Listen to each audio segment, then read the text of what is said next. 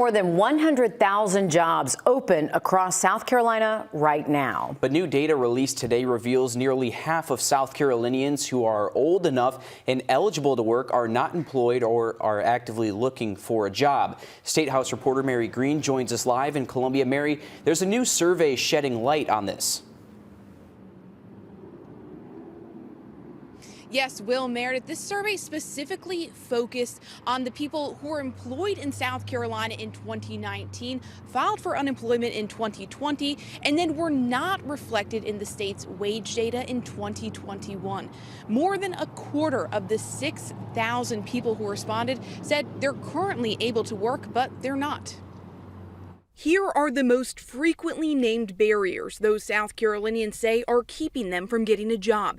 Leading the way is low pay, along with gaps in employment history, optimal hours not being available, lack of transportation, and disabilities. Women also cited lack of childcare or needing to stay with their children among their top reasons, while many men said a criminal record was holding them back. When it comes to what would entice them to return to work, better pay, flexible working conditions and hours, and a closer location to home were far and away the top responses, with the top 6 of them on the screen. A statewide task force is currently trying to figure out how to increase South Carolina's labor force participation, getting more people who are able to work connected to jobs. It says these findings will be critical to guiding its work and recommendations. And we say, all right, here's what's going on in South Carolina.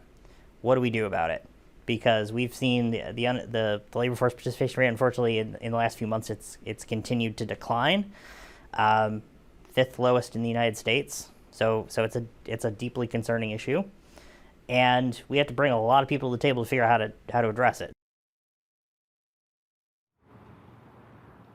And Grady says the task force will hold briefings in January and February to really break down these new findings. He says they want to get a wide array of people involved from both the public and the private sectors as the task force moves towards the policy development and recommendation phase of its work. Reporting live in Columbia, Mary Green on your side.